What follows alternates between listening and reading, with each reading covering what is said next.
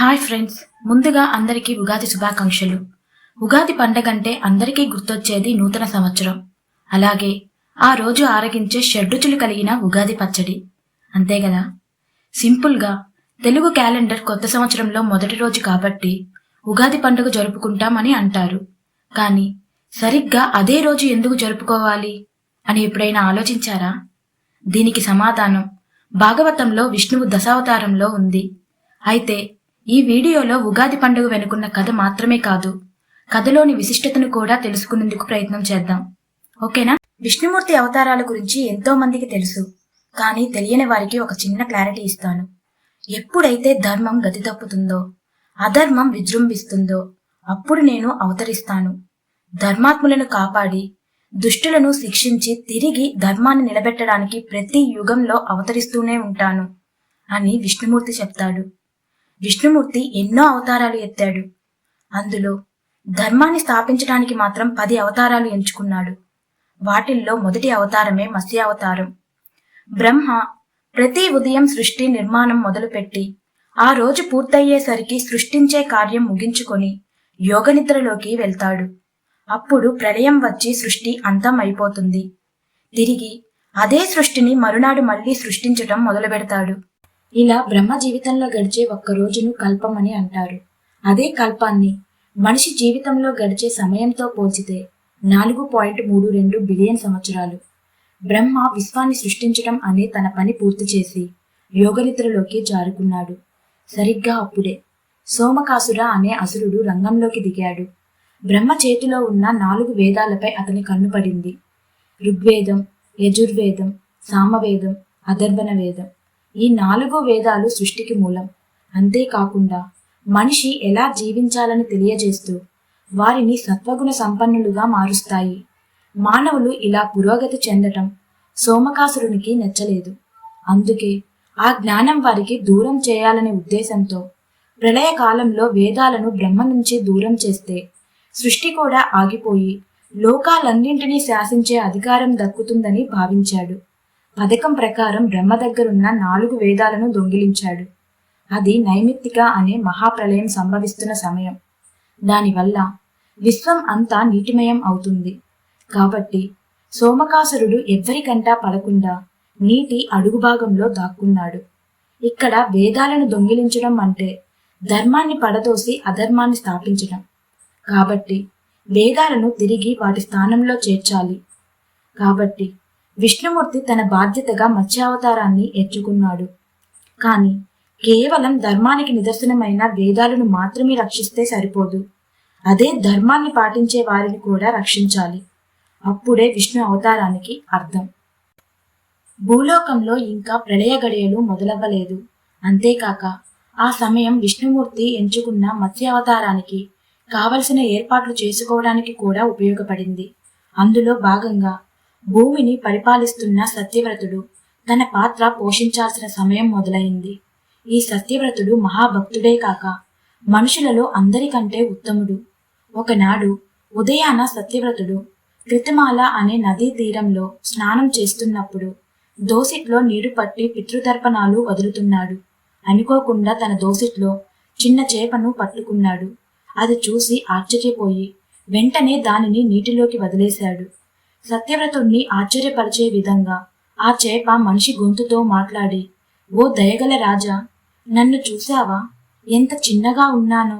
ఇంత పెద్ద నదిలో ఉంటే నాకంటే పెద్ద చేపలు వచ్చి నన్ను తినేస్తాయేమోనని భయంగా ఉంది.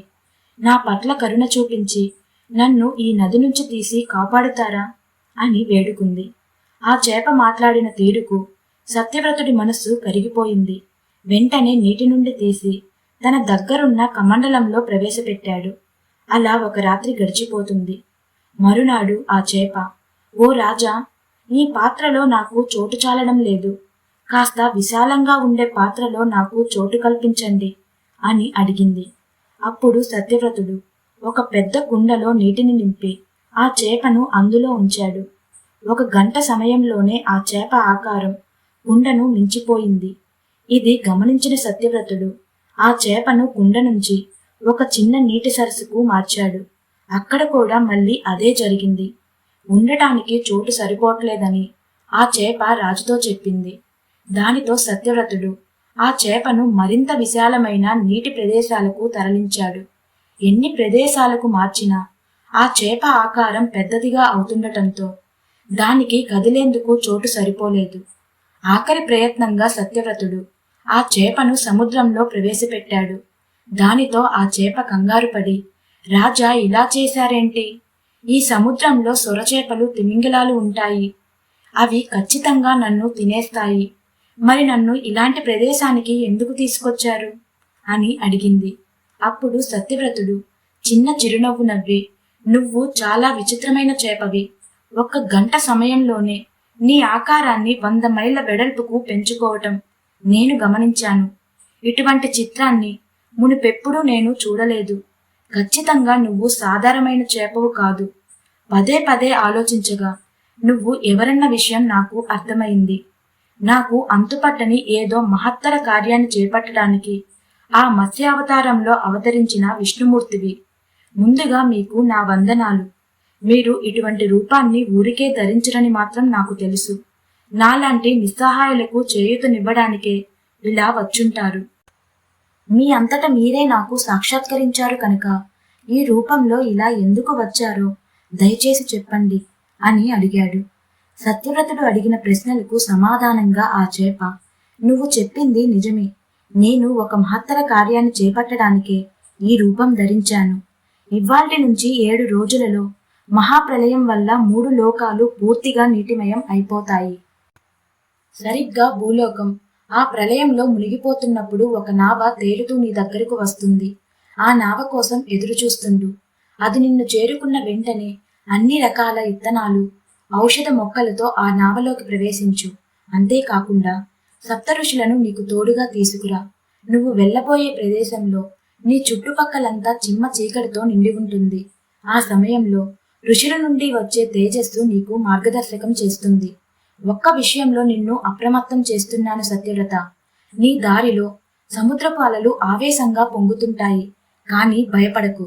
నేను అక్కడే నీటిలో నీ కోసం వేచి ఉంటాను. నన్ను చూసిన వెంటనే వాసుకి అనే సర్పాన్ని తాడుగా చేసుకుని నా కొమ్ముకు కట్టు. బ్రహ్మ జీవితంలో ఆ ఒక్క రాత్రి గడిచే వరకు నేను మీ నావకు మార్గాన్ని చూపిస్తాను అని చెప్పి ఆ చేప ఆ ప్రదేశం నుండి అదృశ్యమయ్యింది. సత్యవ్రతుడు కుస అనే గడ్డి పరకలతో నేలపై ఒక ఆసనాన్ని ఏర్పాటు చేసుకుని 6 రోజుల పాటు విష్ణుమూర్తిని ధ్యానం చేస్తూ సమయం గడిపాడు. ఆఖరిగా ఆ చేప చెప్పిన 7వ రోజు నల్లటి దట్టమైన మేఘాలు ఆకాశాన్ని కమ్మేసి కుంభవృష్టిగా వర్షం కురవటం మొదలయ్యింది. ఇక భూమి ఆ నీటిలో మునిగి కనుమరుగవుతుందన్న సమయం దగ్గర పడింది. అప్పుడే కొంత దూరంలో విష్ణుమూర్తి చెప్పిన ఒక పెద్ద నావ సత్యవ్రతుడి దగ్గరకు వచ్చింది. సూచించిన విధంగానే సత్యవ్రతుడు విత్తనాలు, ఔషధ మొక్కలతో నావలోకి అడుగుపెట్టాడు. అతడితో పాటు సప్తఋషులు కూడా వచ్చారు. విష్ణు నామాలు స్మరిస్తూ, ఓ రాజా, ఏ పరిస్థితి ఎదురైనా మీరు భయపడవద్దు.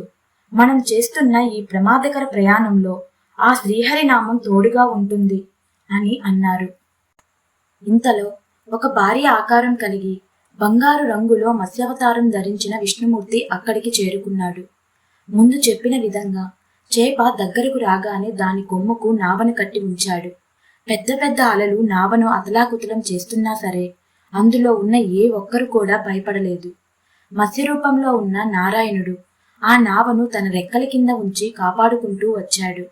సత్యవ్రతుడు ఆ చేప చేస్తున్న పనికి సంతోషంలో మునిగిపోయి విష్ణుమూర్తిని నమస్కరించి, పరంధామ, నువ్వు చూపించే ఈ కరుణ వల్ల అజ్ఞానంతో నిండిన ప్రపంచంలో మునిగిపోయిన మానవులు ఎంతో సులువుగా మోక్షాన్ని పొందుతారు.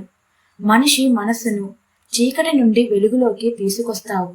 నిన్ను చేరాలనుకున్న వారికి ఏ మనిషి అయినా నీలో ఒక భాగమని తెలుసుకునేటట్టు చేసే ఆత్మవిద్యను బోధిస్తావు కదా. ఆ రహస్యాన్ని నాకు తెలియజేయండి. అలాగే మనిషిని మాయలో కట్టిపడేస్తున్న అహంకారం, మమకారం అనే చిక్కుముడుల నుండి ఎలా బయటపడాలో చెప్పండి. ఇటువంటి ముసుగులు తొలగించుకొని మేము మీలో భాగమని తెలుసుకునే దారి చూపించండి. సత్యవ్రతుడు భక్తి శ్రద్ధలు గమనించిన విష్ణుమూర్తి తన బాధ్యతగా భావించి అతనికి బ్రహ్మ విద్యను ఉపదేశించాడు. వాటితో పాటు జ్ఞానయోగం, భక్తి యోగం, కర్మయోగం, ఈ మూడింటిని కూడా నేర్పించాడు. ఈ మూడు భగవద్గీతలో భాగం. ఇక్కడ మత్స్యావతారంలో వచ్చిన విష్ణుమూర్తి ధర్మ పాలకులను రక్షించటం, భక్తులతో జ్ఞానాన్ని పంచుకోవటం, వీటితో పాటు కథ మొదట్లో వేదాలను దొంగిలించిన సోమకాసురుడిని వెతికే పనిలో కూడా ఉన్నాడు. కాసేపటికి ఆ అసురుడు కనిపించటంతో అతనితో పోరాటానికి దిగాడు. ఇద్దరి మధ్య భీకరమైన యుద్ధం కొనసాగింది. ఏం జరిగినా కూడా ఆఖరిలో విజయం ధర్మానిదే అవుతుందన్నట్టుగా విష్ణువు మత్స్యరూపంలో సోమకాసురుడిని అంతం చేసి ప్రళయకాలం పూర్తవ్వగానే వేదాలను తిరిగి బ్రహ్మచేతికి అందజేశాడు. అక్కడితో బ్రహ్మకి ఒక కల్పం పూర్తయింది కాబట్టి తన వంతు బాధ్యతగా సృష్టి చేయటం తిరిగి ప్రారంభించాడు. ఈ సంఘటనతో ఒక మన్వంతరం పూర్తయ్యి వైవస్వత అనే మన్వంతరం మొదలయ్యింది. ఈ కాలంలో సత్యవ్రతుడు సూర్యుడి కుమారుడిగా పుట్టి శ్రద్ధదేవుడనే పేరుతో పిలువబడ్డాడు. అంతేకాదు ఆ మన్వంతరానికి మొదట మానవుడైన మను అనే పేరుతో ప్రసిద్ధి చెందాడు.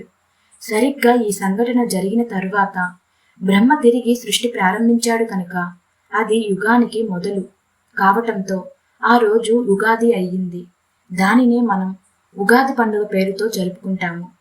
అది ఫ్రెండ్స్, ఉగాది పండుగ వెనుక ఉన్న అసలైన స్టోరీ. అందరికీ ఉగాది పండుగ శుభాకాంక్షలు. ఈ వీడియో గనక నచ్చినట్లయితే like, share, subscribe. Thanks for watching. Have a nice day.